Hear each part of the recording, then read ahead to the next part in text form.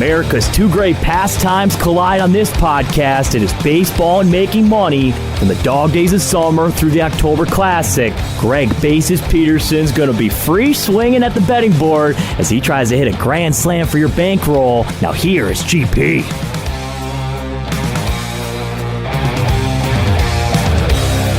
Hello everyone, it is a tremendous Tuesday and it is Greg Peterson on MLB Overtime Betting, broadcasting from the Azuñia Tequila Studios out here in Las Vegas.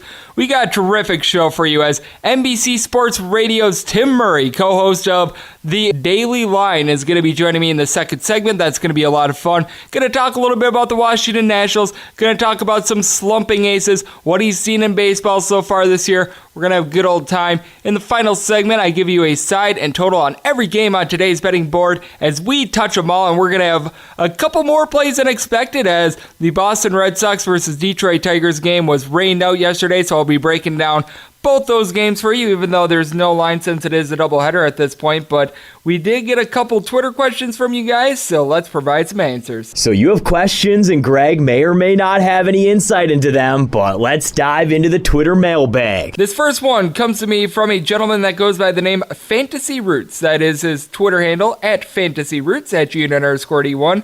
Greg, 4 periods, potential podcast question for full explanation. How does team travel or lack of travel between series impact your MLB analysis? For example, I was wondering whether the Nats traveling from Miami to Colorado would have any impact on tonight's game. And it's something that you do certainly take a look into, and I think that it becomes more paramount when you see these guys in the bullpen that get used a lot. When a team doesn't really use their bullpen because you know that the starter hasn't pitched in several days, he's going to be pretty fresh. It is something that you take a look at, and the biggest thing that I really take a look at is teams that play night games and then have to travel. That's when you really take a look at it. Like the Nationals having to go from Miami to Colorado wasn't too bad because they played that game during the early afternoon or essentially morning time if you're looking at the West Coast, and then they play that game at essentially 6:40 p.m. Mountain Time, which for them is 8:40 p.m. Eastern. That's actually not too bad of a turnaround. Now, if you have that Sunday night game, and then the Atlanta Braves would have to play a game that starts at 7:10 p.m. Eastern Time against, say, the Marlins the next day, that's something that you do take a look at a little bit more. It's one of those situation-by-situation things, and extra inning games are a little bit more taxing when a team has to hit the road as well, because even these teams that on Sunday Night Baseball, they play that game at like 4 p.m. Pacific time, and then they have to play again the next day. That could actually be more taxing for them than the team that played earlier in the day but doesn't have too much of a commute. Like, let's say that the Yankees had to play against the Mets, for example, and then they traveled to Philadelphia, but they played that game during the afternoon. The Philadelphia had to play an evening game. That's actually probably a little bit of an easier turnaround for the Yankees than it is the Phillies. So it's something that you take situation by situation. You take a look to see how much a bullpen was taxed the day before. Did that game go to extra innings? Are there a lot of injuries that you have to be concerned with? All those different factors. So a very good question. It is something that I take a look at, but it's certainly not the end-all be-all, and it varies by situation by situation. And then we got another question. This one comes to me from Robert Salemo. You can follow him on Twitter at Salemo Robert. My only question is, at Junior_D1, why the same amount on each bet? Most have scaled bets for each game, example 1 to 5 stars. And the reason why is, for one, I bet every one of these games equally. I believe that if you go down on your best couple plays, you just wind up chasing. I'm one of those people. I like to play everything equally because what I've noticed is that sometimes my most confident plays, they don't come through. If you want me to let you in behind the curtain, my most confident plays from yesterday, the Texas Rangers on the money line and the Philadelphia Phillies versus New York Mets game over. Neither of those cash, and yet I still had a winning day. Had I put more money on those games than I would have the plays I was a little bit less confident in, I would have probably been down for the day instead of up for the day. It's one of those things where the book sort of knows when they have out there a little bit of a suspicious line and they sort of want to get you because it almost looked too good to be true with the Texas Rangers that they kept on getting steamed up. And then we saw the total in the Mets versus Phillies game. everyone and their mother was on the over. Of course, I was too. I got in at 7.5. It didn't even exceed that total, and it wound up going up to 9. It is one of those things where it feels like the books have a very good handle on some of these games, and some of these games where I might be thinking, I don't have a whole lot here, but I'm gonna go with this. I uncovered this little nugget. Well, there are times where the books sort of don't know what they're having to do with the line either. Don't be confused and think that the books judge every single game equally, and they're just as confident in every last one of those lines. It's not the same. Just like with us handicappers, we're more confident in some games than others. The books are the exact same way, and typically where I'm able to hammer the books are those games where I'm not necessarily 100% on the game, to be honest with you, and I'm just trying to unmine some random information to give me a little bit of an edge on one of those plays. So that's why I don't do like scaled plays. It's why I don't play like 1-star, 5-star, or anything like that. I believe that that's a whole bunch of hooey. That's just my style. I play everything equally. I bet everything equally. Every one of my plays is the play of the day for that reason. Now, let's get into a recap of what was a very, very overwhelming Monday out there in baseball. So who's streaking and who is slumping? It is time for Rakers and Fakers. As I mentioned before, a play that I was very confident in yesterday was the over in the Mets versus Phillies game, as Steven Matz, the last time he faced off against the Phillies, gave up 8 runs without recording a single out. Well, that was not the case in this one, as the Mets get a 5-1 win. Steven Matz looked quite good in this one, even though he racked up a big pitch count early. Went 6 innings, gave up only 1 run, and that 1 run was a dinger that Rhys Hoskins hit, but the Phillies seem to be going a little bit cold right now. I believe they've now lost 3 of their last 4. Jake Arrieta wasn't bad in this one. He went 6 innings, gave up 4 runs, but only 3 of them were earned. Had 7 strikeouts, but the difference maker in this one for the New York Mets was Jeff McNeil hitting a home run. His first of the year. He's been lights out for this team now, hitting .384 with a .458 on-base percentage. And to my surprise, there was a pinch hitting appearance from Robinson Cano, who wound up getting injured on Sunday as well. That's a little bit stunning. Going to be interesting to see if he's in the starting lineup or not. I had thought that he would be out. And for the Phillies, only 3 hits in this game. The offense has really hit the skids. Though if there is one good thing that you could say about the Phillies is that in 2 innings, the bullpen did not give up an earned run. Now that does come with a little bit of an asterisk, as Jose Alvarez did give up a run, but it was a unearned run. So I guess that the Phillies have that going for them, but a very good win for the Mets. The Arizona Diamondbacks erupted in a big way late against the Pittsburgh Pirates, winning their game 12-4. They hang 11 runs in the 7th and 8th inning to engineer them to victory. Eduardo Escobar hit a home run in the 3rd inning for the Arizona Diamondbacks to get them on the board. That was his 3rd of the year. And then Christian Walker wound up hitting a dinger, his 7th of the year in the 7th inning, but it was just a whole bunch of small ball for the Arizona Diamondbacks as they pound out 17 hits. Blake Swihart, who they acquired from the Boston Red Sox, who gave up on him, wound up getting a pinch hit in this one. They also had David Peralta have 2 hits and 3 RBI. Escobar had 3 RBI himself. Adam Jones had 2 hits and an RBI. It was just absolutely wildfire. As for the Arizona Diamondbacks, Zach Godley was ungodly bad once again. He goes 4 innings, gives up 4 runs, had 4 walks. Hopefully he's not going to be starting too much anymore, but you got to give credit to the Diamondbacks bullpen.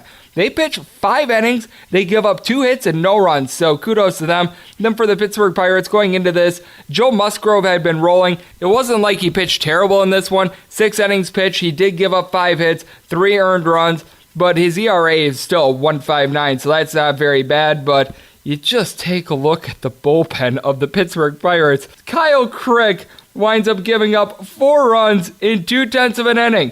And then from there, Nick Birdie winds up giving up 5 runs in 1/10 of an inning. The good news for them is that JB Shuck, position player, wound up pitching a scoreless 9th inning. That was very interesting, as another team that pounded out a whole bunch of late runs. How about the Chicago White Sox? Held scoreless through the first 4 innings, then they put up a 4 spot in the 5th, 7th, and 9th inning to just completely pulverize the Baltimore Orioles by a count of 12-2. Jose Abreu, who hasn't been off to the best start of the year, wound up getting a dinger for his 4th of the year. James McCann also supplied some power, his 2nd home run of the year. They were the beneficiaries of 2 Baltimore Orioles errors. And then what you had to like to see is that during this game being 0-0 in the bottom of the 4th inning, The Orioles had the bases loaded with one out, and Hanser Alberto winds up getting picked off of third base. How does this happen? It completely changes the course of the game. If you were betting on the Orioles, you had to be going nuts, as they actually got a decent outing from Dylan Hess. He completely unraveled in the fifth inning. He winds up giving up 4 runs in 5 innings, but from there, the Baltimore Orioles bullpen made the Baltimore Orioles bullpen. Miguel Castro winds up giving up 4 runs, and Tanner Scott wound up giving up 4 runs as well, though only 2 of those were earned. All of Castro's were earned, and Jesus Sucre wound up having to pitch the 9th inning. Yep, that is the catcher of the Baltimore Orioles that was supposed to have the day off. Meanwhile, for the White Sox, their bullpen actually has been pretty good. They wound up giving up 2 runs in 5 innings of relief. That's nothing great, but that's nothing too bad. They now have Osich out there in the bullpen. He's looking a little bit better. Carson Fulmer, after he being back-to-back hitters against the Detroit Tigers a couple days ago, looked a little bit better. And Manuel Benuelos, in his first start of the season, wound up going 4 innings. You figured he wouldn't go too long. Gave up 5 hits, but he wound up not giving up a single run, so that was a good mark there. The Kansas City Royals got off to a good start against the Tampa Bay Rays, but the Rays were able to pull away late as they win this game by a count of 6-3. As you recall, Jeff Nadeau, the big man on campus who joined me on the podcast yesterday, had mentioned that each of the Rays' first 14 wins were all by at least 2 runs. That was the case here, as Brad Keller wound up getting pounded for 5 runs in 6.1 innings. He now has a 3.41 ERA. He was just left in there a little bit too long because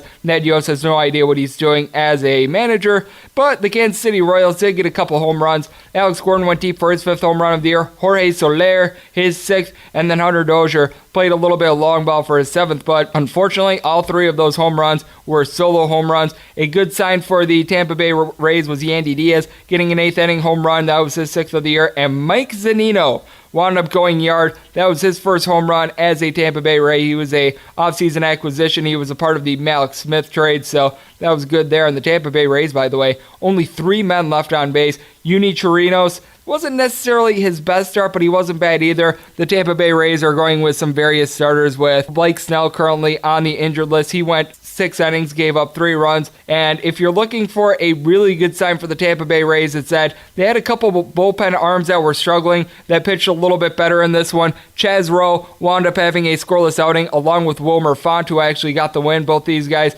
combined for a scoreless 7th inning. Some good marks there for the Tampa Bay Rays, and some good marks for the St. Louis Cardinals, who were able to get a 13-5 win over the Milwaukee Brewers. The Brewers just have no idea what they're doing with their starting pitching right now, as Adrian Hauser, who got called up from AAA, wound up having to make his first start of his career, and it did not go well. 4 innings pitched, gave up 5 runs, and then from there, Aaron Wilkerson wound up giving up 3 runs, and Jacob Barnes gave up 5 runs in 1/10 of an inning, as the St. Louis Cardinals, well, they just ignited in this one for 13 runs. Dexter Fowler had his first home run of the year. Paul Goldschmidt went deep for his 9th of the campaign. Fowler, oh, by the way, had 4 RBI. He's really getting going. Paul Goldschmidt is now getting things going as well. And for the Milwaukee Brewers, they were able to have a couple long balls as well. Ryan Braun hit a home run off of Jack Flaherty. That was his 5th of the campaign. Hernan Perez wound up going deep for his 3rd, and Yasmani Grandal went deep for his 6th.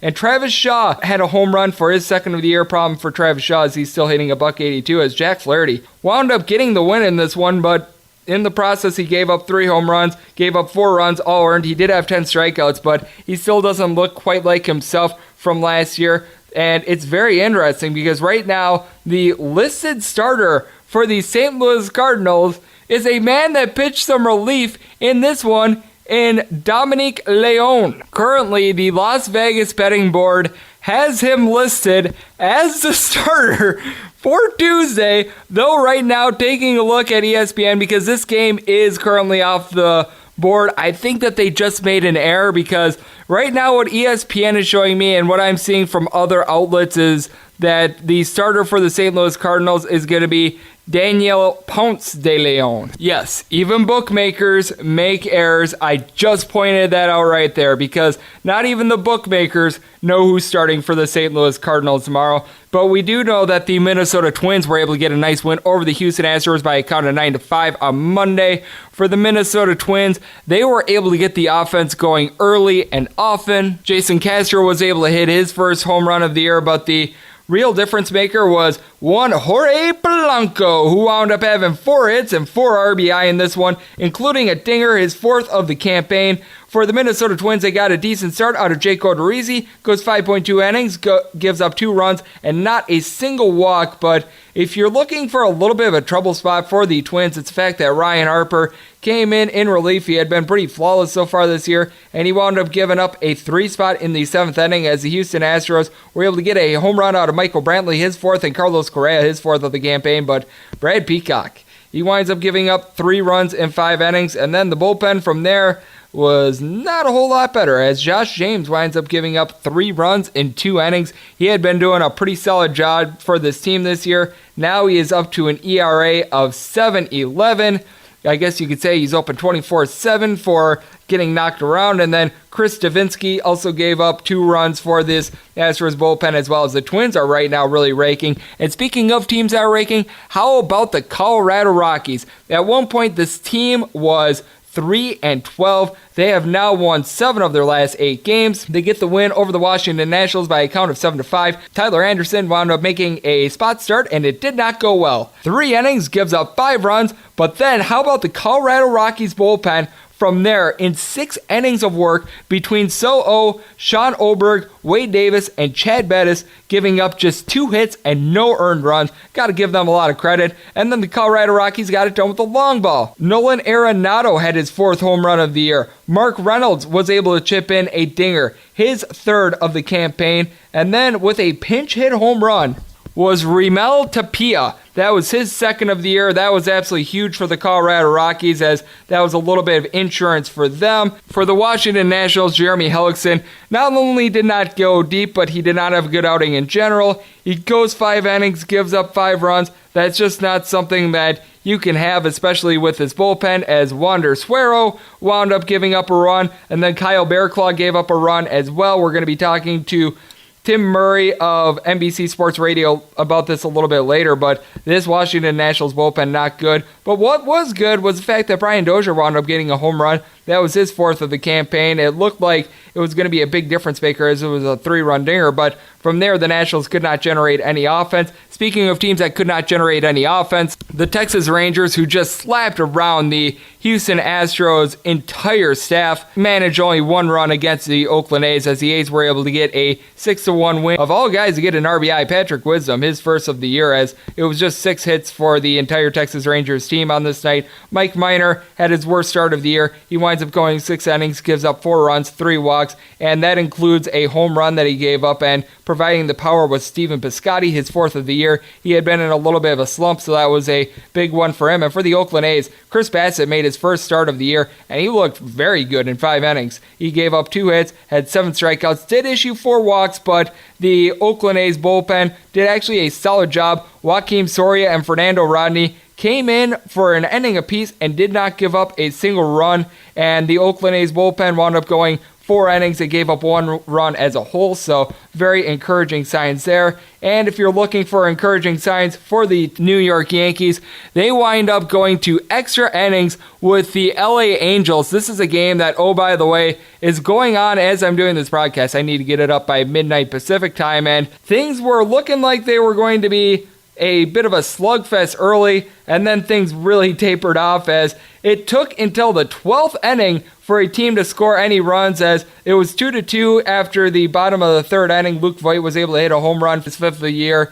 and then the LA Angels were able to get a home run out of Jonathan Lucroy for his 1st, but it took until the 12th inning for the scoring to commence once again, as in the 12th inning, it was Gio Urshela being able to get a sacrifice fly to put the New York Yankees up by a count of 3-2, and J.A. Happ had a little bit of a turnaround in this one after giving up that dinger to Jonathan Lucroy. Looked very good, went 7 innings, gave up only 2 runs. He seems to be back to the J.A. Happ that we saw earlier last year. Adam Ottavino, after looking not so good in that series against the Kansas City Royals, had 2 innings of solid relief. Tommy Kahnle also came in for an inning of relief along with Luis Sessa, so the Yankees bullpen looks good, and the Angels bullpen has been good all year long, but Matt Harvey had a little bit of a turnaround as well. He entered into this game with an ERA above 9, went 6 innings, gave up just 2 runs. You can tell that the Yankees are lacking a little bit in regards to their lineup, but still a good sign overall for Matt Harvey, as there were a lot of teams scoring a lot of runs on this game, and a guy that's going to be providing a whole lot of information for me next is going to be Tim Murray. He's going to be taking a look at the Washington Nationals bullpen, what's gone wrong with them, giving me some general thoughts, and one player that has been a big surprise for him so far this year. That is coming up next right here on MLB Overtime Betting.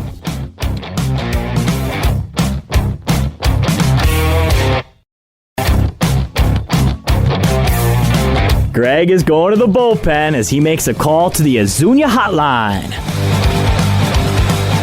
And we're back here on MLB Overtime Betting. Greg Peterson broadcasting from the Azuña Tequila Studios out here in beautiful Las Vegas.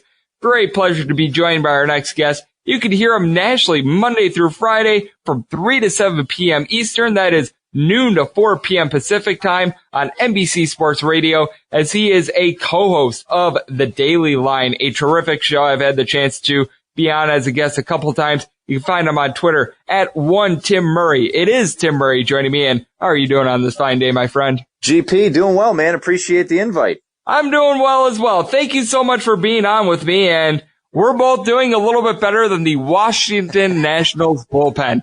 Now, they were able to go without giving up a run on Sunday against the Miami Marlins. Obviously a good sign, but what has went wrong with this Nationals bullpen? Because they've got a solid lineup. The starting pitching, I know that Max Scherzer obviously hasn't been his same self, but all in all, it's been pretty good. But this bullpen is just really letting the team down.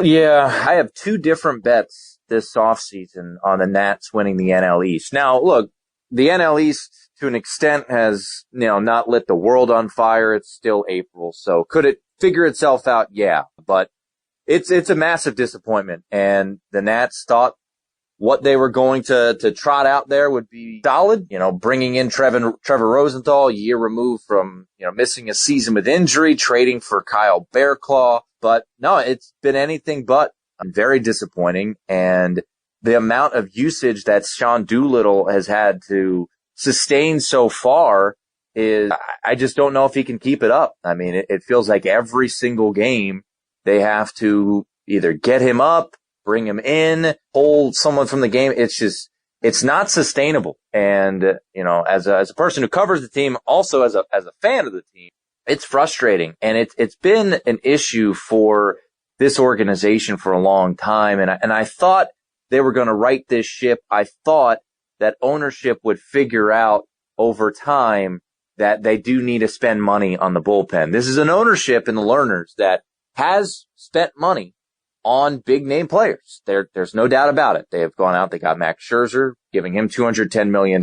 Granted, half of that was deferred money, but still, they spent a lot of money on Max Scherzer. They spent a lot of money to keep Steven Strasburg in-house. They have shown a willingness to spend money on star players, but they have shown a hesitancy on spending money on a bullpen, and that has made it a little trickier for Mike Rizzo, the general manager, to do his job. Look, Craig Kimbrell would be a great fit for, I think, a lot of people. Now, Craig Kimbrell, we don't know the full asking price that he wants. And certainly he started to take a dip, especially in the postseason last year. But the Nationals, if they want to contend, and that's what they want to do, they want to win the division, they want to go deep into the postseason, which they've never done before as a franchise, this bullpen just isn't going to cut it. And we've seen Mike Rizzo pull some rabbits out of his hat in recent years, trading for Mark Melancon, trading for Sean Doolittle, bringing in Brandon Kinsler. They have been able to put gum on the bottom of a boat, but I just don't know what's going on this year. And it's frightening if you're a Nationals fan, because they have pitchers in this rotation that just can't go deep into games. Jeremy Hellickson, Anibal Sanchez, they do not go deep in games. And if you don't have people that can get you to the ninth inning, It's going to be a long season, so we will see. But already the early returns, Greg, are very, very poor for this bullpen. Well, Doolittle has certainly not lived up to his name because he's had to do a lot so far this year as Tim Murray joining me right here on MLB Overtime Betting. And then something else I find really interesting about the early years so far in baseball is the fact that we've seen so many aces struggle. One in which was supposed to go on Monday is actually going to be going on Tuesday is Chris Sale. We noticed that the velocity is way down with him. Looks like he's going to be going in game one. That is going to be the early game against the Detroit Tigers against Matthew Boyd. What have you seen so far from Chris Sale? Because this is a guy that is continuing to have prices of $2 or greater. And until I see something out of Chris Sale in which the velocity kicks back up and he's able to be effective, I just can't lay these prices. Yeah, no doubt. And not to circle everything back to the Nationals, but, you know, you look at a guy like Max Scherzer, who had been as consistent as they come over the past couple of years. And it's early, but yeah, Chris Sale, 4 starts already this year, an ERA at 8.5. I mean, look, his second start of the year was a 1-0 loss. But yeah, to your point, I mean, the value that's out there because of the name recognition and the recent success, is it worth it? Yeah, I mean, you have to say no. And it is interesting. You hear about a handful of starters out there that are struggling velocity wise and are in the low 90s. And who knows if that's going to ratchet it back up. But yeah, to your point, when Chris Sale's on the hill right now, it's a stay away for me, especially until I start to see a little bit more. I mean, why would you, Greg, at 7-1, 5-4, those are the earned runs he's allowed in his 4 starts this year. Why would you spend that money on a Chris Sale? It just doesn't make a whole lot of sense. So it's a wait and see for me on a guy like Chris Sale. And honestly, you know, a guy like Max Scherzer, I'm not going to pay the price on Max Scherzer right now.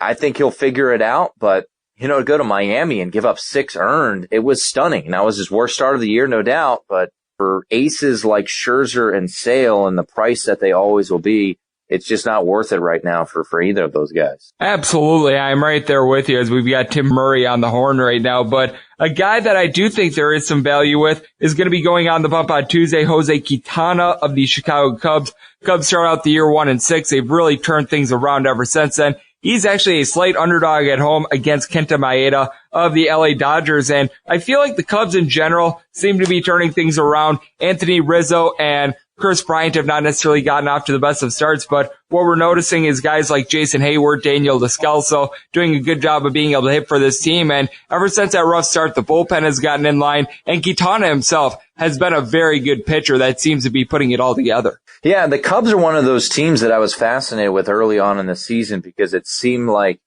all the prognosticators out there were hammering the under on the season total. I didn't play their season total, but I was curious to see how this Cubs team would play, especially in that division, which is going to be a very challenging division with St. Louis and the way Milwaukee has got off to the start of the year. And some people were rather bullish on Cincinnati. You look at the stretch they're going into, you know, Tuesday night's game, tonight's game. They've won 5 of 6. And, you know, as you mentioned, the bullpen's been pitching great. So it's one of those interesting spots where they get off to a 1-6 start. They're getting blown out in some of those games. They lost 2 of 3 on the road in Milwaukee, and it felt like people were going to start writing them off. And now they've started to right that ship. So, you know, is this a spot potentially where you could maybe get some value on the Cubs, seeing them as a home underdog? And granted, I know the Dodgers are the Dodgers and they're the 2-time reigning NL champs, but to get a plus number for the Cubs at home is pretty interesting to see. Yeah, I'm kind of curious to see how the Cubs play out down the stretch. And Quintana, you look at his last couple of starts, his last 2 have been tremendous. 18 strikeouts, 10 total hits, no runs. So if you're getting Quintana as an underdog off those last 2 starts, seems like a pretty good play right there. And then a play that I think is going to be very interesting for Tuesday as well as the Yankees versus Angels game. The LA Angels, who send out their Chris Stratton, who has a whip of 2 and an ERA of 7. The Yankees, despite the fact that they have 6 of their opening day players on the injured list right now, actually head into this week with a record above 500. I've been very fascinated by this team. What are your thoughts on the Yankees? Because it seems like every single day they have another guy that's getting injured, but yet they just keep finding guys that come in and produce like Austin Romine, DJ LeMahieu, and the list goes on and on. Yeah, it's pretty impressive, and I don't like to give the Yankees too much credit, but yeah, you've got Aaron Judge dealing with that oblique strain. Giancarlo is dealing with injuries. It is for a team that was expected to, win the World Series and had such a massive number on the over-under to be dealing with these injuries. I guess if you hit the under, you're feeling a little bit better, but, granted they played the Royals over the weekend, but to go in there after dropping the opener to win 3 straight, but man, at some point, you gotta feel like it's gonna catch up with them. But right now, credit to the Yankees for being able to weather this storm going with so many injuries. But I just don't know if it's sustainable if they continue to drop like flies like they are. So we will see. But this Yankees team is very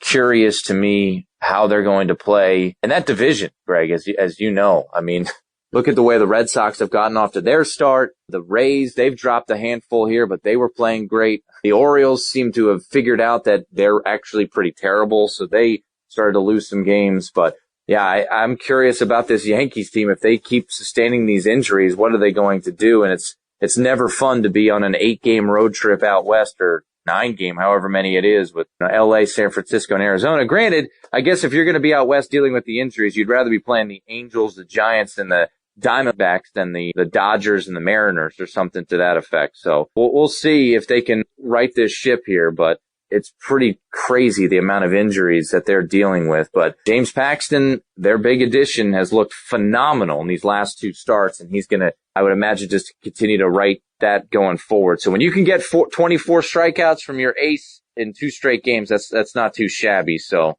a big addition from this offseason for the Yanks is certainly paying off. I agree with you, as we've got Tim Murray joining me right here on MLB Overtime Betting. And Tim, has there been anything else that has really been standing out to you so far during the baseball season? Because we noticed some teams like the Seattle Mariners have been big surprises. Obviously, the Boston Red Sox, we talked about Chris Sale, and the team in general has really been struggling. But has there really been anything else to you that has really made you raise your eyebrow and say, wow, that's happening?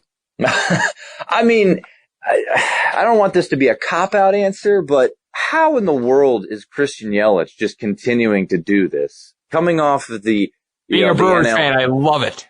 I mean, it's remarkable what this guy is doing. And look, I liked him when he was a Marlin. I think a lot of people liked him, didn't know much about him. And he gets traded to the Brewers, obviously, and wins the NL MVP. Now, I'm not saying that it was a fluke. I'm not saying that I had that any sort of take, but I mean, this dude is just everything that is coming near him. He's dropping a bomb. Over the weekend, how many home runs did he hit against the Dodgers? 4 home runs. It just feels like, look, I know it's still April and we're 23, 4, 5 games in, but man, it's incredible. And he is emerging as a superstar in this game. And yeah, I mean, I know that's a little bit of a cop-out, but man, it's really, really impressive. And I guess I was surprised that anybody that, to stick with the Brewers and not to rub salt in your wounds, but I didn't think any lefty could ever get a hit off of Josh Hader. So what happened on Sunday, seeing he lost 2 games in that series for the Brewers, actually. I know he gave up the 0-2 home run on Saturday, Hader did, and that had never happened before. And then lefties were hitting what, Greg? 100 against him all time, and Cody Bellinger. Yeah. So, I mean, so I don't know if we'll ever see that again. So yeah, you see 3-4 home runs from Yelich in one series, and you see Josh Hader get a pair of losses. So that was pretty surprising, but I'm pretty high on the Brewers. I liked what they did this offseason. That division's going to be fascinating to see it play out. But yeah, to answer your question, Christian Yelich, I mean, he is an absolute superstar in this league, and it's exciting to see. It certainly is. The Brewers certainly have a good base over there, although the pitching, a little bit suspect. You have to have your questions there, obviously. Jeremy Jeffrey's now back in the bullpen, but they're currently without Corey Knebel, and we've seen them have to send Corbin Burns down to the minor leagues. They had something by the name of Adrian Hauser start a game on Monday. They've got Zach Davies as one of their most reliable starters, so obviously a lot going on with the Milwaukee Brewers, but Tim, I know that there's a lot going on with your show on NBC Sports Radio and a lot that goes on with you on social media as well. Let the good people at home know where they can find you and your work. At one Tim Murray, so it's the number one, then my name, Tim Murray, and it's the Daily Line every day, 3 to 7 Eastern, and of course on iTunes, just search the Daily Line. By the way, how about my guy Christian Walker from the Diamondbacks, the stretch that he's on? I know he's dealing with a little bit of a hip pointer, but he's up there, I think, in top batting averages. Josh Hader and Christian Walker were teammates on the 2012 Aberdeen Ironbirds in the Baltimore Orioles organization. So I think the Orioles would like to have both of those guys back right now. Yeah. The Orioles might want to have either one of those back, though I will say, if they did win one trade, it was the Jonathan Scope trade last year because Jonathan BR has actually been performing quite well for them. So they got that one, but you know what? Those losses right now not looking so good, as well as the 100-plus losses that they're going to take this year after taking 100-plus losses last year. So that has been so interesting as we had Tim Murray right here on MLB Overtime Betting joining me. And now that we're a little bit more enlightened, it is time to give you a side and total on every game on the Las Vegas betting board for Tuesday as we touch them all.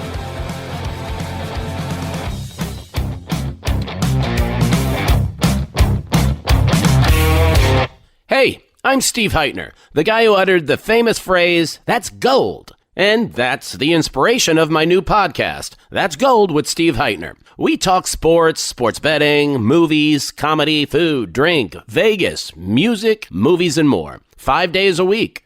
Did I say movies twice? Look, guys love it, whether they're hip or worried about breaking a hip. Find us on Apple and Google Podcasts, as well as Spotify and Stitcher. That's Gold with me, Steve Heitner. Welcome back to MLB Overtime. Greg is throwing a gem, so yeah, he better not blow it. And a big thanks to Tim Murray of NBC Sports Radio for joining me in the last segment, as we are back here in the Zuniga Tequila Studios for MLB Overtime Betting. And now it is that time of the show in which I give you a side and total on every game on the Las Vegas betting board as we touch them all. If a game is listed on the betting board, Greg has a side and a total on it, so it is time to touch them all. Note that with some of the rainouts yesterday, we've got some funky matchups. We've got a doubleheader with the Detroit Tigers and the Boston Red Sox. Currently, both those games are off the board. We had a pitching change in the Milwaukee Brewers versus the St. Louis Cardinals game. That game's off the board.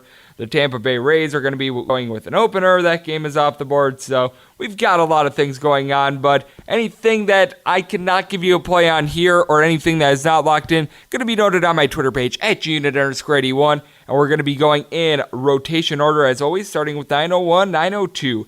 The Atlanta Braves are in Cincinnati to face off against the Reds. Sonny Gray takes a bump for the Reds. Kevin Gausman on the mound for the Atlanta Braves. So in this game's 8.5 initiated over. Over is anywhere between -115 and -120. Under anywhere between even money and -105. If you like the Atlanta Braves, you're going to get anywhere between even money or going to be laying -101. With the Reds, it's anywhere between -109 and -110.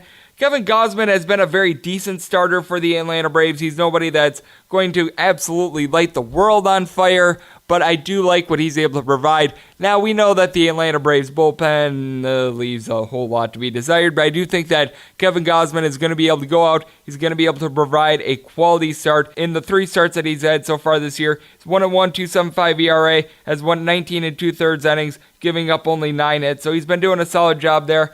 And then for Sonny Gray, he's actually been good this year. His 0-3 record is not an indicator of how good he's been. He's got a whip under 1, 6 walks in 19 1/3 innings. He's allowed only 1 home run in his start so far this year.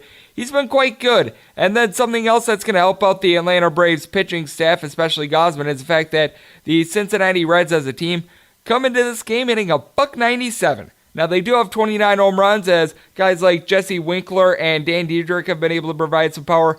Winkler hitting 6 home runs, Diedrich 5 home runs so far this year, but Both these gentlemen not hitting well. Diedrich 220, Jesse Winkler $172, Eugenio Suarez is hitting 235. Joey Votto hasn't necessarily picked it up with the bat. Tucker Barnhart, of all guys, has actually been one of their best hitters, so there's just not a whole lot going right with this Reds lineup. And then when you take a look at the Atlanta Braves, they've got a lot of guys that are doing a great job of hitting. We saw them just completely pelt the Cleveland Indians in that series. They were able to have that massive rally in the second game of the doubleheader on Saturday, and they've got a bunch of guys that are hitting above 300. Charlie Culberson as a pinch hitter has been doing a great job. He's hitting above 300. Freddie Freeman above 300. Ronald Acuna Jr. does a little bit of everything. He's above 300. Same with Nick Markakis and Brian McCann, who just recently got off the injured list. Dansby Swanson, Ozzie Albies, Josh Donaldson all coming around with the bats. Donaldson on Sunday was able to hit a pair of home runs. That was big for his confidence. Dansby Swanson, 20 RBIs so far this year, and Ronald Acuna,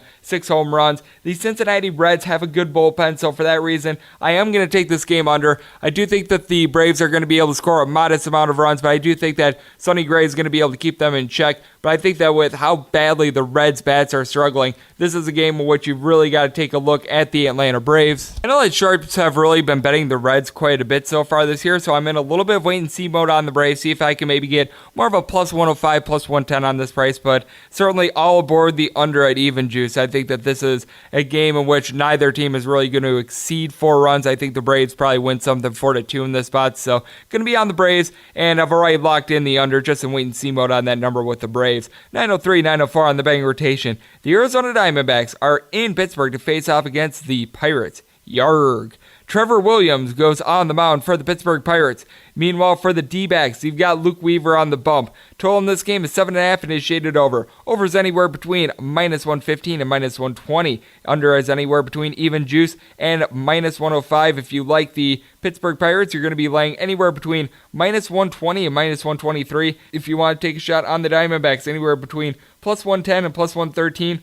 Luke Weaver looked very good in his last start, but all in all, he is a little bit of an inconsistent pitcher, and it just still stuns me that Trevor Williams continues to be undervalued in the way that he is. He had the best ERA in the big leagues post All-Star break last year, and this year he's off to another good start. 1-0, 2.59 ERA. He's won 24 1/3 innings in his 4 starts this year. He's only issued 5 free passes. Does a very good job of being able to limit hard contact. And then for Luke Weaver, like I said, he looked good in his last start, but all in all for the year, he's been average. He's got a 1.21 whip, 3.92 ERA, so he's obviously been doing a decent job, but it's not anything great. This is a spot where I do think that both these pitchers are going to be able to deliver a good performance. I'm going to take it under. With the Pittsburgh Pirates, I think that they're going to get a terrific start out of Trevor Williams. And with Luke Weaver, he's facing off against a Pittsburgh Pirates squad that, let's face it, it's banged up. You've got, going into Monday, Josh Bell and Melky Cabrera hitting above 300, and Bell has been able to provide 4 home runs. The addition of Gregory Polanco, obviously very big for the Pittsburgh Pirates. They had been missing him all throughout the year, but past that, you really don't have a lot. Jung-Ho Kang has been absolutely awful for this team so far this season. He's not providing much of anything. You've got guys like J.B. Shuck and Colin Moran that you're having to rely upon for big at-bats. Moran has really come back to earth. Adam Frazier's back in the lineup at the one spot. He's hitting 265, 270-ish, so he's been doing a good job, but Cole Tucker is right now the team's starting shortstop because over half their infield is right now on the injured list. It's just not good. And then with the Arizona Diamondbacks, they've been struggling a little bit with the bats recently. Adam Jones has been doing a nice job along with David Peralta being able to provide some average in the middle of the lineup, but Eduardo Escobar has been struggling this year. Wilmer Flores as well. Nick Ahmad has been okay towards the bottom of the lineup, and Gerard Dyson does a decent job of being able to get on base, but I just don't know how long Christian Walker is going to be able to keep up what he's doing. Going into Monday, he was hitting above 353, 6 home runs, 11 RBI. He's really been a godsend for the team, but we've noticed that Ketel Marte has also been dealing with a little bit of injury as well, as he did not start last night. He's been sort of platooning in that infield. This is a spot in which I do have to really take a look at the under, and I've already locked it in. And this is a spot where I'm taking a look at the Pirates as well. I noticed that the Sharps really don't have a whole lot of respect for Trevor Williams, so currently in wait-and-see mode, trying to see if I can get more of a minus 110 on the Pirates, but going to be on the Buccos, and I've already locked in this total under. 905, 906 on the betting rotation. You've got the Philadelphia Phillies going on the road against the New York Mets. Zach Eflin on the bump for the Philadelphia Phillies. Meanwhile, for the Mets, it is Zach Wheeler. Total in this game is 8, and it's shaded both ways. The over is anywhere between minus 105 and minus 115. Same goes for the under, minus 105 or minus 115. I'm seeing 8.5 out there as well. The under on that is minus 115. The over is minus 105. So if you want the over, you probably want to avoid that one. And then if you're taking a look at the Philadelphia Phillies, you're going to be getting a plus price anywhere between plus 112 and plus 118. If you want to lay it here with the Mets, you're going to be laying anywhere between minus 125 and minus 128. Zach Wheeler has been a little bit inconsistent throughout his career, and he's just a guy that I don't really want to back. And Zach Eflin, though he's had a couple feast or famine starts himself so far this year, I actually think that this is a good spot to be able to back him. In 22 innings so far this year, he's only issued 4 walks. He's done a good job of that. Lends himself to some hard contact. 5 home runs so far in those 22 innings. Not necessarily great, but 3.68 ERA. So he's been doing a good job of not allowing men on. He's been limiting these more to solo shots, which is nice. And for Zach Wheeler, he's been awful this year. 1-2, 6.35 ERA. He's allowed 3 home runs in his 4 starts, but he's issued 14 walks in 22 and 2/3 innings. Both these teams have very good lineups. For the Mets, it's headlined by Pete Alonso, hitting .325, 8 home runs, 19 RBI. Jeff McNeil hitting above .370 so far this year. The team is currently going to be without Robinson Cano as he got injured in a very weird way on Sunday against the St. Louis Cardinals, but you still got guys like Wilson Ramos that are able to do a good job. Brandon Nimmo at the top of the lineup hasn't been hitting for average, but he does a good job of just being able to find ways on base. Michael Conforto and Ahmed Rosario towards the bottom/middle of the lineup have been doing a decent job, though Keon Broxton leaving a little bit of something to be desired. Meanwhile, when you take a look at the Philadelphia Phillies, Maikel Franco has been doing a great job at the bottom of the lineup. 6 home runs, 18 RBI so far this year. Gotta think that Roman Quinn's going to be coming around with the bat. His first couple games weren't necessarily great, but Gene Segura hitting above 300. Andrew McCutchen is able to provide a good combination of being able to get on base and being able to give some power. JT Realmuto has been decent with the bat. He's been having some on and off streaks with the team so far this year, but all in all, he's been doing a good job. And then Bryce Harper, we all know what he can do. This is a total in which I've really got to take over, and I've already fired in on the over. I'm right now in wait-and-see mode on the Phillies. I know that there isn't a whole heck of a lot of respect for Zach Eflin. He was bet down quite a bit last year. Seems to be the trend this year as there's been a lot of belief in Zach Wheeler getting on track. I just don't see it. This is a game in which I think runs will be aplenty as both these teams do not have very good bullpens, and both these starters I think are going to deliver okay starts, but I think that Zach Eflin actually outduels Zach Wheeler a little bit. So going to take a plus price with the Philadelphia Phillies and wait-and-see mode there, and I've already fired in on the total. 907, 908 on the betting rotation. You've got the Milwaukee Brewers on the road to face off against the St. Louis Cardinals. We had a pitching change here, so that's why this total is currently off the board along with the sides. Zach Davies is going to be on the bump for the Milwaukee Brewers. That was expected, but Daniel Ponce de Leon going for the St. Louis Cardinals. This is a spot where I actually might look at an under. Zach Davies has been badly undervalued as a starter. I actually love what he's been doing for the Milwaukee Brewers so far this year. He was absolutely awful in 2018, but in 2017, he was pretty good, and then in 2016, he just had an absolutely insane record as well. He had a double-digit amount of wins. It just felt like every time he took the mound, you had faith in him.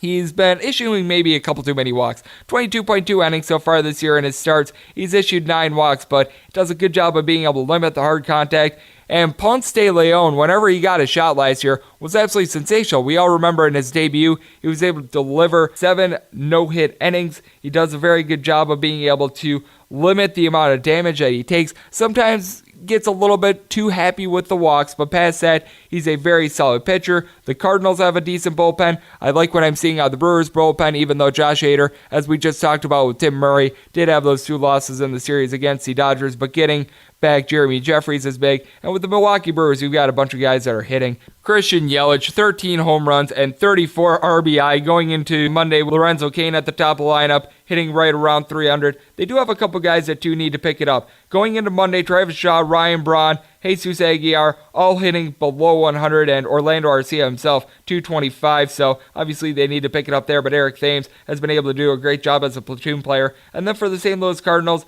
they seem to be picking it up with the bats as well. Paul Goldschmidt has been able to provide power all year long, but now he seems to be getting alive with the average as he's back above 250. Matt Carpenter hasn't been doing a whole heck of a lot for this team. He's only hitting 213. And then you take a look at Yadier Molina and Jose Martinez. Both these guys have really upped their average in recent weeks. Marcell Ozuna has been able to hit quite a few long balls as well for the year. He's hitting 8 home runs with 17 RBI. And Paul Goldschmidt heading into Monday, 8 home runs and 15 RBI. This is a spot where you got to think that both these teams are going to be able to scratch across a couple runs, but if you're going to be seeing a total of 9 or more, I'd probably look at the under. And in this spot, I probably have a little bit more faith in Zach Davies. So if you're getting the Brewers at like minus 110, I would take a look at the Brewers here, but this is really going to be dependent on the line. Can't give you a whole heck of a lot without a line because I do think that this is a little bit of a tighter matchup, but my leans as of right now is anything under 9 in this spot in regards to a total and the Milwaukee Brewers.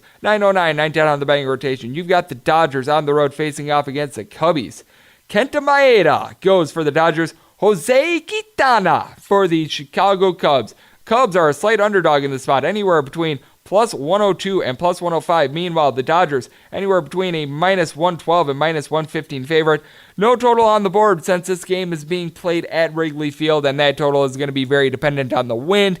If the wind is blowing in, I'm probably going to take a look at an under. If the wind is blowing out, I'm probably going to take a look at an over, because something that we noticed with Kenta Maeda is that he does a good job of being able to get some strikeouts and everything like that, but he does lend himself a little bit too much to hard contact. And what we've noticed with the Chicago Cubs is they may not be raking with the amount of home runs that they've had so far this year, but they have a lot of guys that are doing a great job in regards to average. Javi Baez hitting above 300, same with Jason Hayward and Daniel Descalso. Baez has been the best power source for this team with 6 home runs and 17 RBI. And then with the LA Dodgers, they've been hitting the ball deep so far this year. Going into Tuesday, they have a grand total of 44 home runs so far this year in 24 games. That leads the major leagues by a country mile. And Cody Bellinger has really been the source of that, hitting 424, 11 home runs, 28 RBI. He has been sensational. You know what you're going to get out of guys like Justin Turner, Max Muncy and company. Austin Barnes seems to be coming back down to earth a little bit, but they still have a bunch of other guys that they can bring in. David Freese,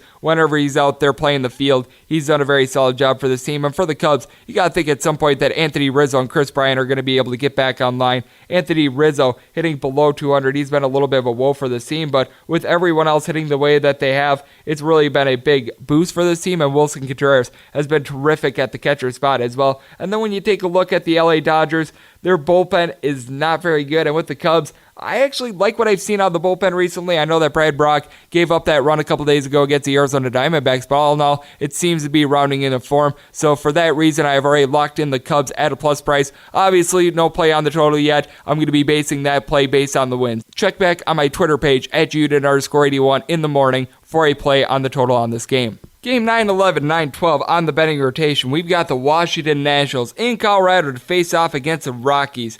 Kyle Freeland on the bump for the Rockies. Patrick Corbin going for the Washington Nationals. Total in this game is 10, and it is shaded over. The over is anywhere between minus 110 and minus 115.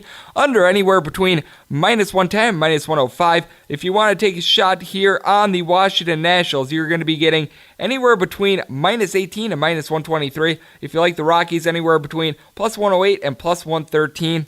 I just wonder why Kyle Freeland is being so badly disrespected. I know that he had a couple rough starts to the season, but it seems like he's really rounding into form. He looked very good in the team's last start, as the Rockies in general have been able to pick things up. They picked it up with the bats. They picked it up with the starting pitching. The bullpen has looked pretty good. This is a Rockies team that I'm really looking to back, and they're facing off against a Nationals team that we just talked about with Tim Murray. They have an absolutely awful bullpen. Now, I will say Patrick Corbin has been a very good starter so far this year. In 4 starts, he's won 26.2 innings. He has a whip of .9, 2.36 ERA. He has allowed 4 long balls. That is something that you need to be aware of, especially out there in Coors Field, but does a great job of being able to limit the walks. And then for the Colorado Rockies, you've got some guys that are doing a better job of hitting. Charlie Blackmon had 2 home runs in that series against the Philadelphia Phillies to really get him ignited. Trevor Story is hitting .271, 5 home run, 14 RBI going into Monday. Nolan Arenado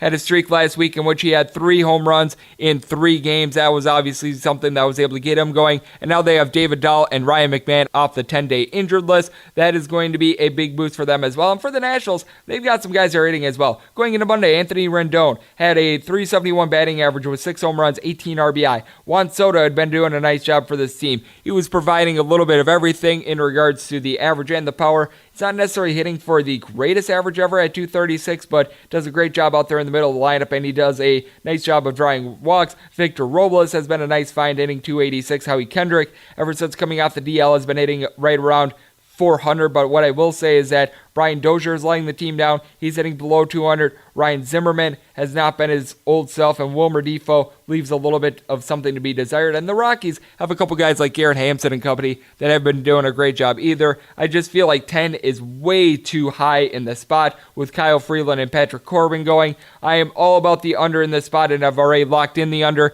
And I'm going to be on the Rockies here as well. I do like the way the bullpen is going. I think that Kyle Freeland's going to be able to provide a good start, and I think that guys like Arenado and company going to be able to generate some offense. So for that reason, going to be on the Rockies and going to be on the under in the spot. Already locked in the under. Currently in wait-and-see mode on the Rockies. 9-13, 9-14 on the betting rotation. The Chicago White Sox are in Baltimore to face off against the Orioles. Andrew, the cash burner Cashner, is on the bump for the Baltimore Orioles. Ivan Nova goes for the Chicago White Sox. The total on this game is 9.5 and is shaded over. Over is anywhere between -110 and -120. Under anywhere between -110 and even juice. If you like the White Sox, you're going to be laying anywhere between -133 and -129. If you want to take a shot here on the Baltimore Orioles, you're going to get anywhere between +115 and +123. This is a spot in which I really do have to take a look at the White Sox once again. It's just really hard to trust Andrew Cashner. I know that he actually has a good 3-1 record, which that's saying a lot considering that he's pitching for the Baltimore Orioles, but what has he really done to warrant that record? He has been really lucky with the Baltimore offense really being able to ignite. So far this year, he has a .497 ERA, a whip of 1.54. He's issued 12 walks in 25.1 innings and has allowed 5 home runs in his 5 starts. Not necessarily redeeming qualities there, as Ivan Nova, despite the fact that he's 0-2 with a 6.23 ERA, has not allowed a home run so far this year. I will give him that. I think that'll probably come to an end as he faces off against a Baltimore Orioles team that actually has a good offense. Heading into Monday, Trey Mancini was hitting .341 with 6 home runs, 13 RBI. Renato Nunez hitting nearly .300. He's got 5 home runs, 16 RBI. You gotta like what he's doing. Jonathan Villar at the top of the lineup has been doing a great job of being able to find ways on base. It's much needed with Rio Ruiz not really hitting for average, but they've gotten a little bit of a find at the third base spot as well in Hanser Alberto. He's hitting right around 280-ish. He's been able to be a very good find for this team. The catcher spot leaves something to be desired with Severino and Jesus Sucre, but all in all, the Baltimore Orioles have a decent lineup. With that said, their bullpen, not very good. The White Sox, we've noticed, their bullpen has actually been quite good, and they've got some guys that are doing a good job of hitting. They got off to a little bit of a cold start on Monday, and all in all, against the Tigers, they really did underachieve a little bit in that series, but you've got Yohan Moncada, who's been doing a great job hitting above 300. He's been able to supply some power with 6 home runs. Jose Abreu, Yonder Alonso, both hitting below 200. We all know about the struggles with Daniel Polka and Adam Engel, but perhaps Nick Delmonico getting off the 10-day injured list is going to be able to help out this team, and they've gotten a nice find with Polka and Engel really struggling, as out there in the outfield they're getting a above 400 average out of Ryan Cordell. He's been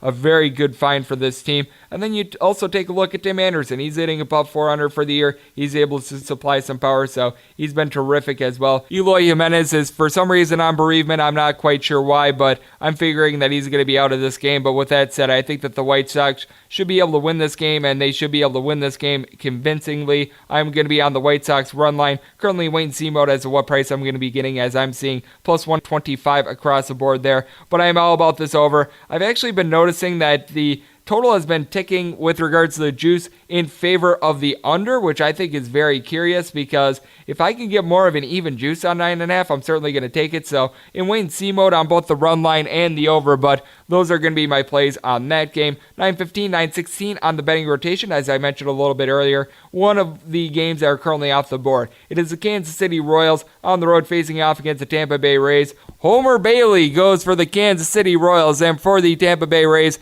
it's going to be some form of an opener. For the Rays, this could be a spot where we see someone like Ryan Stanek come in, and then Ryan Yarbrough wind up pitching 5 or so innings. But something that Jeff Nadu noted to me on the Monday podcast is that going into Monday, The Tampa Bay Rays had won all 14 of their games by a double-digit amount of runs. The under had been really good as well. And Homer Bailey has actually been pitching decent recently? What world am I living in? These teams have been 1-21 in his last 22 starts, but over his last 2 starts, the Kansas City Royals are 2-0, and Homer Bailey heads into this game 2-1, 4.30 ERA in 4 starts this season. He's given up 7 walks in 23 innings, which isn't great, but a 109 whip, actually not bad. If this total comes out at like 8.5, I'm probably going to be taking a look at this under, because something that we notice with the Kansas City Royals is that they do a good job of being able to supply some power, but they don't necessarily have the best team average. They actually had 27 home runs going into their game on Monday in 23 contests, so they've been doing a good job there. I like what Hunter Dozier and Alex Gordon are providing. Alex Gordon going into Monday, 4 home run, 20 RBI, and an average above 300 along with Hunter Dozier. He had 6 home runs, 11 RBI. Then you've got some struggling bats at the bottom of the lineup. There are just so many guys on this Kansas City Royals team that are hitting up below 200, which is a little bit of a shame because the top of the lineup's been good with those 2 guys, and then Whit Merrifield hitting right around 300. Mondesi does a good job of being able to get on base, but Ryan O'Hearn hitting below 200 along with Chris Owings. Jorge Soler hitting 233. He seems to be getting things going as he was able to hit a home run yesterday, which was huge for the team, but Martin Maldonado hitting below 200 himself. It's been a little bit of a horse apiece with the team, but getting back Billy Hamilton, you got to think helps. And then with the Tampa Bay Rays, having Austin Meadows on the 10-day injured list is right now hurting them. He had 6 home runs and was hitting above 350 before going down with an injury. Brandon Lowe seems to be tailing off a little bit with his average. Tommy Pham is hitting above 300, and Yandy Diaz has been able to provide some nice power with a 284 average along with Avicio Garcia. And Kevin Kiermaier is hitting better than last year, but both their catchers are hitting below 215 so far this year. Willie Adames at the bottom of the lineup has not really been doing a good job of being able to get on base, and Daniel Robertson hitting below 175 as well. So there are certainly some woes with the Tampa Bay Rays. Dare I say this is a spot where I take either the Tampa Bay Rays run line or I go with the Kansas City Royals. I can't believe I'm in that spot, but I just don't see this being a 1-run Tampa Bay Rays win. So if I'm getting a massive plus price here with the Royals, I actually might look at it. If it's a little bit more reasonable, I'm probably going to be taking a look at a Tampa Bay Rays run line, and I'm certainly going to be on the under if this total is 8.5 or greater. So that's my early look on this game. My apologies for not being able to give set plays. Just tough with not knowing who's going to be pitching for the Tampa Bay Rays and not having a line. 9-17, 9-18 on the betting rotation. This is going to be game 2 of the doubleheader, and we're going to go a little bit out of rotation order because I'm just going to break down both these Detroit Tigers and Boston Red Sox games right away. It's 9-17, 9-18 is the regularly scheduled 4-10 game. The starters on this game are going to be Hector Velasquez for the Boston Red Sox, who are the home team, and it's going to be Spencer Turnbull for the Detroit Tigers. Currently, there's nothing up on the board in Vegas due to the games getting rained out yesterday, but currently I'm seeing an offshore line of 9.5 for a total with that shaded under -115 on the under. Over is -105. And if you'd want to take a shot here with the Tigers, it'd be a +156. Red Sox would be -166. Spencer Turnbull, not necessarily the Mona Lisa Vito of pitching, but he's actually been okay for this team. He's 0-2 with a 3.43 ERA. His whip is a 1.29. He's given up 2 long balls in 21 innings so far this year, so he's actually gotten the job done.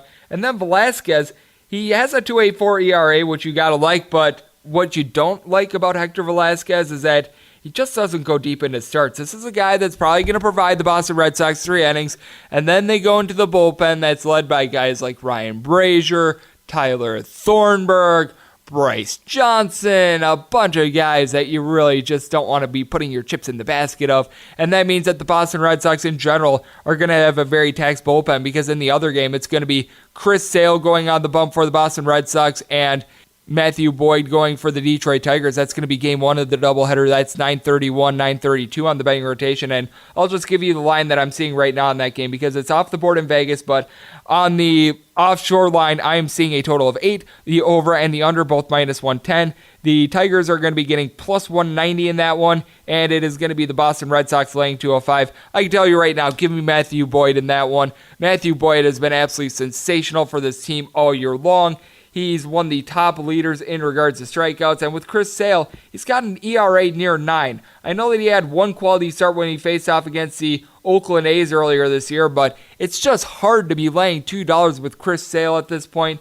He has an 8.50 ERA. He's issued only 5 walks in his 18 innings, but he's given up 5 long balls so far this year. Meanwhile, Matthew Boyd, 2.96 ERA, whip of a 1.21. He has been striking out guys left, right, and sideways. He has been sensational this year. And then with the Detroit Tigers, they aren't really getting their bats going. They have a team average of 218, but the Boston Red Sox aren't a whole heck of a lot better. 232 team batting average. You gotta like the way that Mitch Moreland has been able to hit the ball. 7 home runs, 14 RBI, 258 average. JD Martinez is hitting 350, but we've noticed Mookie Betts really have a dip in his average. Rafael Devers and Xander Bogaerts have been okay in the middle of the lineup. They haven't necessarily been great, but then you're not getting much out of a lot of the infield spots because right now you've got Dustin Pedroia on the 10-day injured list. I know that Nunez is dealing with an injury as well, and this means that you have to deal with a second base platoon spot that involves a bunch of guys that aren't hitting. Chivas is providing absolutely nothing for this team, and I'm going to try to say the name correctly. Zhu Wei Lin is hitting 111. Not necessarily good there. The entire catcher spot with Leon and Christian Vasquez not good. Jackie Bradley Jr. is hitting a $141. And then when you take a look at the other side for the Detroit Tigers, Gordon Beckham has 3 home runs so far this year, but he's hitting 250. Nico Goodrum actually seems to be putting some good contact on the ball so far this year. He just has been a little bit unlucky as to where he's been hitting it. Miguel Cabrera has been decent, but then you got guys like Jacoby Jones and Josh Harrison that are both hitting below 160. Jose Candelario is hitting 225. He's not necessarily providing a lot of power either. This is a Detroit team that is dead last in the majors in regards to home runs. This is a spot where I'm probably going to be looking at both these totals under, and I'm probably going to be looking at the Tigers in both of these games. I just think that the Tigers are going to be able to get better starts out of both Spencer Turnbull and Matthew Boyd, which will lead to their bullpen being a little bit taxed, and the Detroit Tigers bullpen in general is a little bit better, and you're going to get great plus prices on both these games. I expect Matthew Boyd to be right around a $1.90 to $2 favorite when it comes out in Vegas tomorrow, and that total is going to be 8.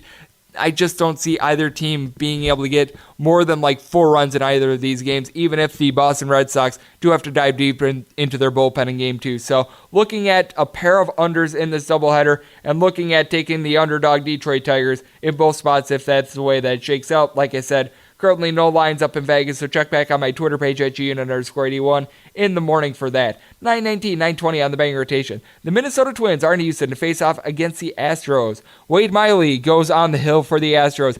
Michael Pineda goes for the Minnesota Twins, and the Twins are anywhere between a plus 125 and plus 130 underdog. Meanwhile, if you want to take a shot here on the Houston Astros, going to be laying anywhere between minus 135 and minus 140. Total in this game is 9, and it is shaded to the over. Over is anywhere between minus 115 and minus 120. Under is anywhere between minus 105 and even juice. Seeing 9.5 out there. That under is minus 120. The over is even juice. This is a spot where I do have to take a look at an under. Michael Pineda has actually been somewhat decent so far this year. I know that he got roughed up in his most recent start against the Minnesota Twins, but all in all, he's a guy that I feel like I could trust. And then, meanwhile, with the Houston Astros, they've got a good lineup, and Wade Miley is such an undervalued starter. He made a lot of money for me last year when I was betting on him with the Milwaukee Brewers. He's been sensational once again so far this year. His record is only 1-2, but ERA is a 2.32. In 4 starts so far this year, he's only allowed 2 home runs, 4 walks, and 21 2/3 innings.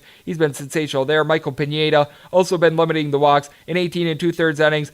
Only 3 free passes, but he has allowed 4 home runs. And with this Houston Astros lineup, what we know is that they are able to hit the ball out of the ballpark. You've got Jose Altuve, who's been absolutely sensational for this team so far this year. Going into Monday's action, he had 8 home runs, 17 RBI, and then you notice guys like Alex Bregman and Michael Brantley really being able to pick things up after a little bit of a slow start this year. Almost everyone, aside from Max Stassi, hitting above 250 for this team. I know that Tyler White and Tony Kemp at the DH spot have both been struggling a little bit, but past that, things have been going really well. Yuri Gurriel hitting just below 300. George Springer at the top of the lineup. Josh Reddick was able to hit a dinger against the Texas Rangers on Sunday. He's hitting above 330. Robinson Chirinos has been doing a great job with 271 average himself. All in all, you've got a bunch of guys on this Houston Astros lineup that can hit, and the Twins seem to be coming around with their bats a little bit as well, but I do think that Wade Miley is going to be able to do a good job of being able to contain them, and the Houston Astros have a very good bullpen of their own. Max Kepler has been coming back down to earth. He's hitting right around 250. God, like what you're seeing out of Eddie Rosario, Nelson Cruz, and Jorge Polanco.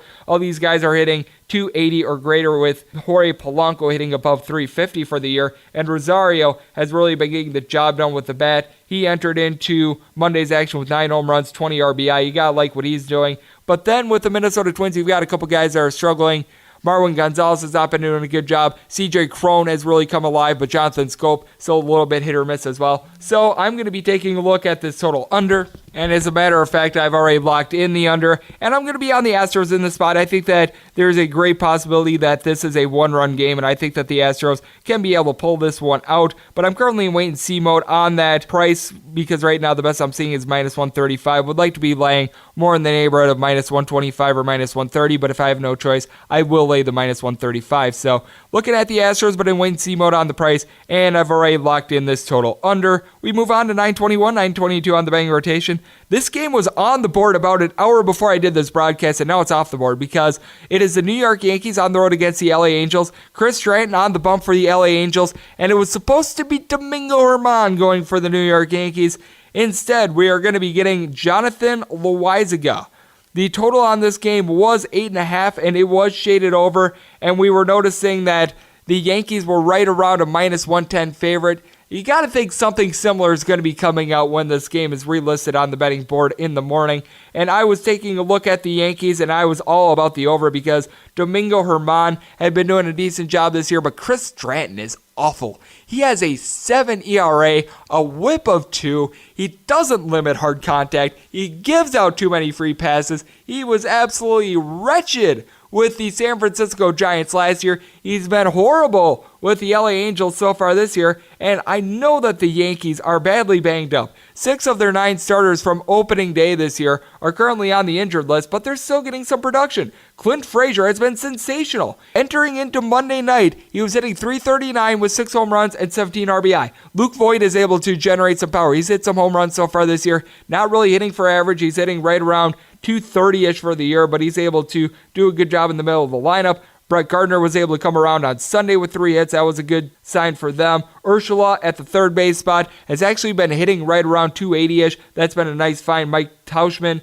is hitting right around 240. 3 home runs so far this season. And heck, Austin Romine at the catcher spot has been very good. I know that they haven't really gotten much out of Ford at the first base spot, who is now having to come in with Aaron Judge being hurt, and Tyler Wade hitting a lean average as well. But the Angels are not getting anything out of Chris Stratton, and their bullpen had to have been tired after all the innings that they had to rack up against the Seattle Mariners. Meanwhile, with the New York Yankees, with Jonathan Loaizaga, he has been okay so far this year. He's seen 7 innings. He has a whip of a 1.43. Walks are his kryptonite. He does actually a nice job of being able to keep guys off balance. He's got good stuff, but 5 walks and 7 innings so far this year. And you take a look at his undoing last year, it was the exact same thing. He had 9 total appearances last year, which included 2 starts, and he actually was able to show that he had some great plus stuff. In 24 2/3 innings, 33 strikeouts, which is sensational. He's got 9 strikeouts in 7 innings so far this year, but wound up giving up 14 earned runs in those innings, and he had 12 walks. You got to think that there's going to be a lot of free passes out there for an Angels team that, let's face it,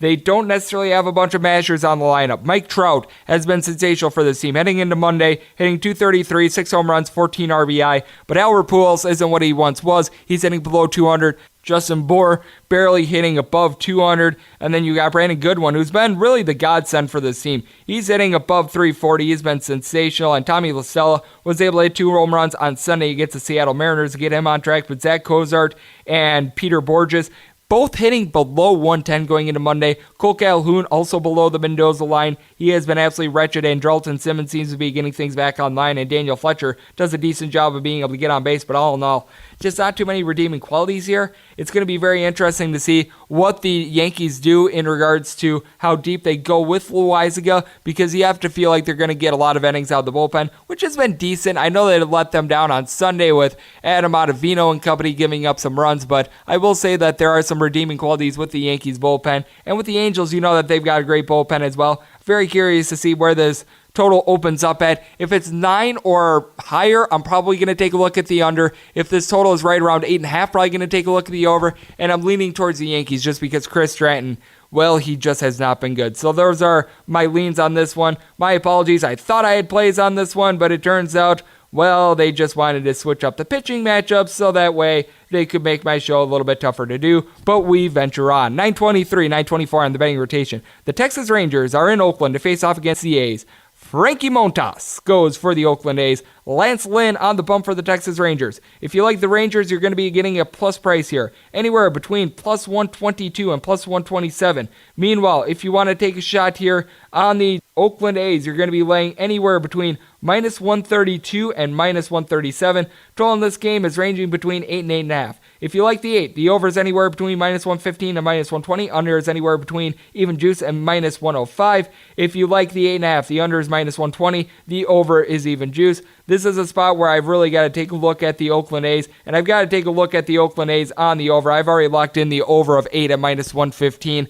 This is a team that is doing a good job of being able to put the bat on the ball. I know that they had a rough series against the Toronto Blue Jays, but this is a spot where you got to feel like guys like Chris Davis and company are going to be able to bust out. Going into Monday, Chris Davis had 10 home run and 21 RBI on the year. He's been absolutely remarkable as a cleanup hitter. Marcus Semien hitting above 300. They've been getting a 300 average out of Matt Chapman as well. I know that they've seen some regression with guys like Robbie Grossman. Jerickson Profar is hitting below 200, and Grossman obviously hitting a little bit better, right around 230. But you do think that you got to think that at some point Kendrys Morales and Steven Piscotty also going to come around with the bat at the middle of the lineup. Loreno is more of a fielder than anything else. We all know about his cannon out there at center field, and you got to like what Josh Fiegley has been able to do at the catcher spot as well, hitting right around 265.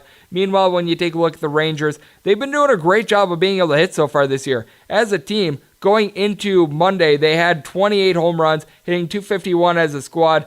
Team ERA had not necessarily been good, though, and Lance Lynn, though he is 2-1, he does have a 4.44 ERA, and the bullpen, they've been gas canning quite a few games so far this year. We saw them nearly blow a 10-1 lead against the Houston Astros, and unless if Lance Lynn can go 8+ innings, he can't feel secure there. But what you do like is that Elvis Andrus and Sin-Shu Chu have both been doing a great job of being able to get on base. Both these guys hitting above 300. Danny Santana entered into Monday hitting right around 300.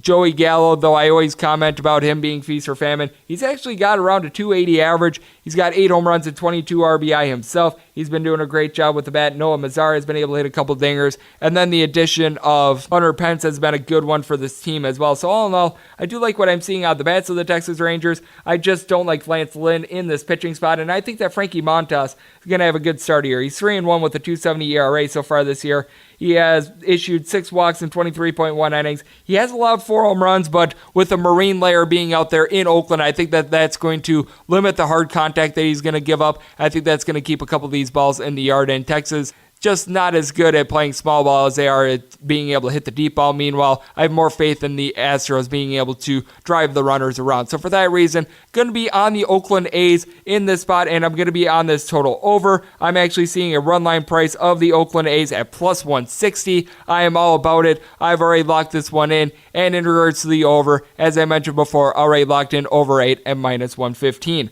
We move on to 925, 926 on the betting rotation. The San Francisco Giants are in Toronto, north of the border, to face off against the Blue Jays.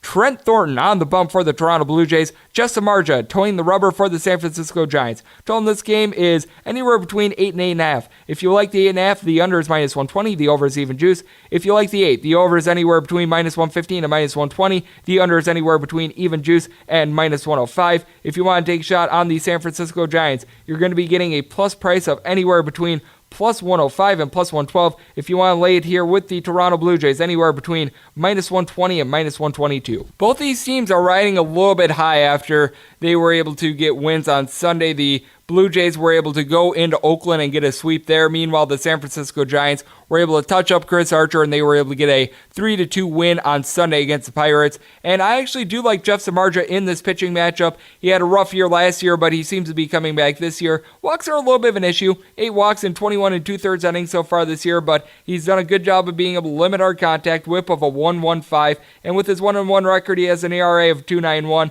Meanwhile, with Thornton, he has his walk issues as well. 7 walks in 18 1/3 innings, and he's allowed 4 home runs. So he does not do a good job of being able to limit hard contact. Now, the good news with him is that he's facing off against the San Francisco Giants team that, as a squad, is hitting 209 and has 16 dingers so far this year. The bad news is the Giants also have the best bullpen out there in the bigs. And with Freddie Galvis being day-to-day, that is going to provide a little bit of an issue.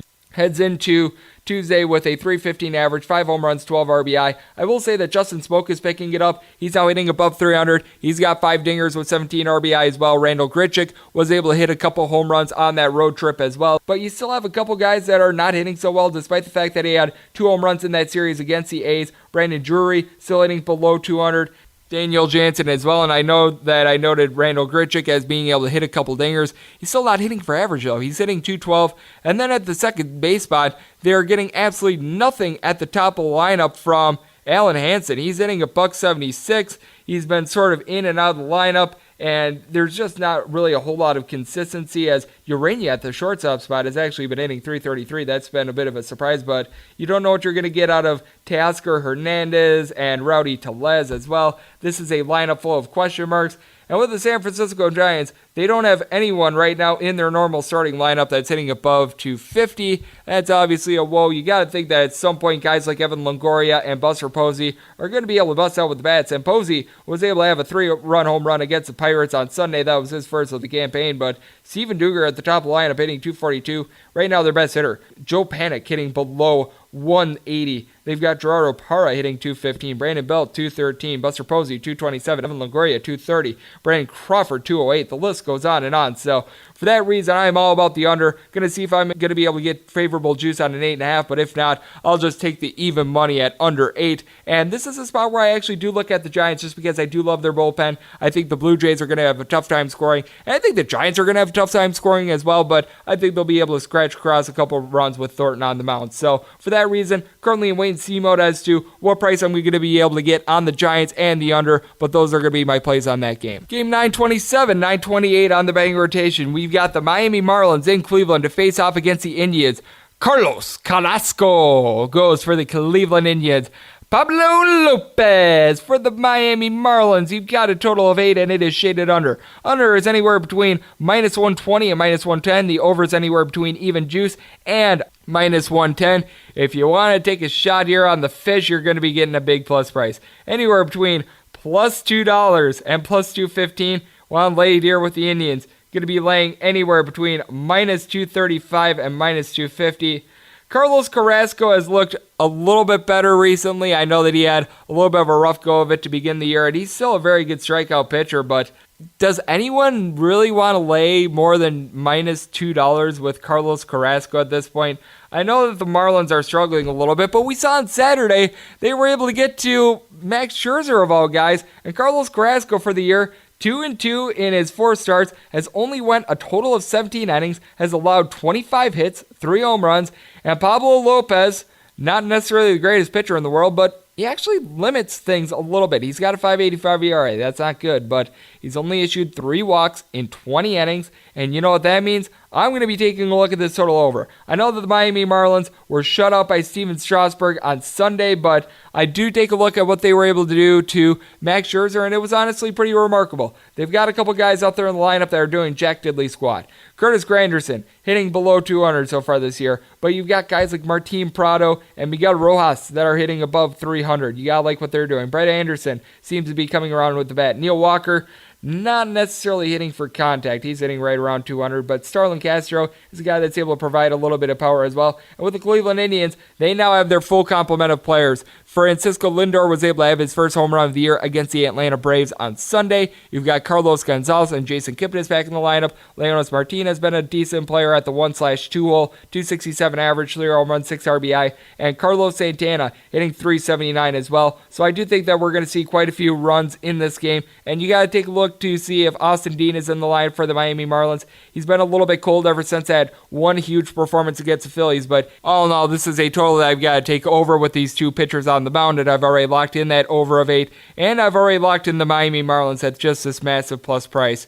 I know that the Marlins are going to be up against it a little bit here, but plus 220 with Carlos Carrasco on the mound is something that you just can't deny in this spot. It's very good value. And we close things up with 929, 930 on the betting rotation, because keep in mind 931, 932 with Matthew Boyd and Chris Sale going at it for the Tigers and the Red Sox. We already went through when we went through game 1 of that double dip.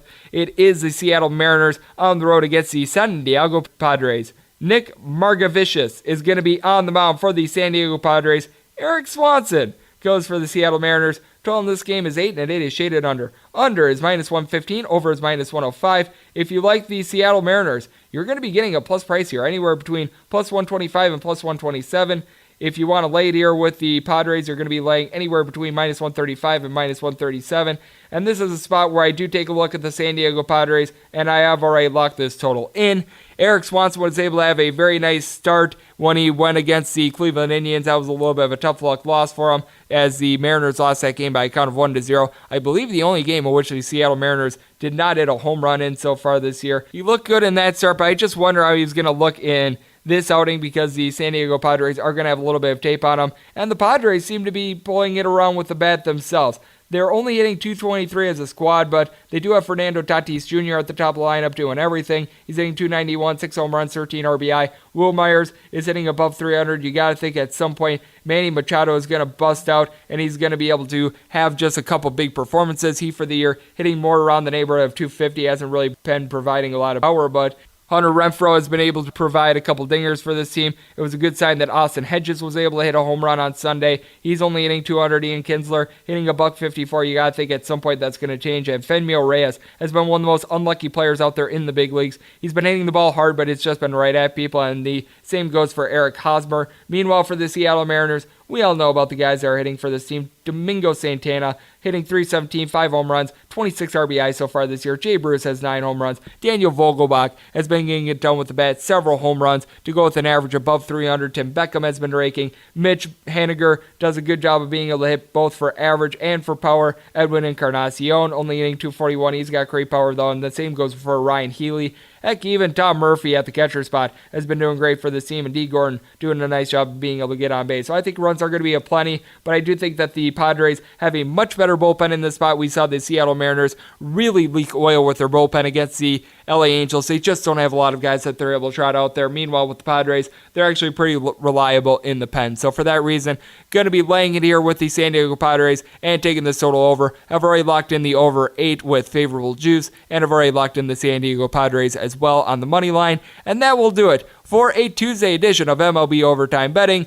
A big thanks to my guest in the second segment, Tim Murray of NBC Sports Radio, for joining me. You can follow him on Twitter at @1TimMurray. And if you like what you're hearing from this fine podcast, you can subscribe on Apple iTunes, Google Play, Spotify, and Stitcher. If you ever have a question for the podcast, feel free to tweet it in at @unit_81. And let's make today a successful, fun, and profitable one. And I'll talk at you guys once again tomorrow, as I will every day that there are bettable games out there in baseball. Thank you so much for tuning in.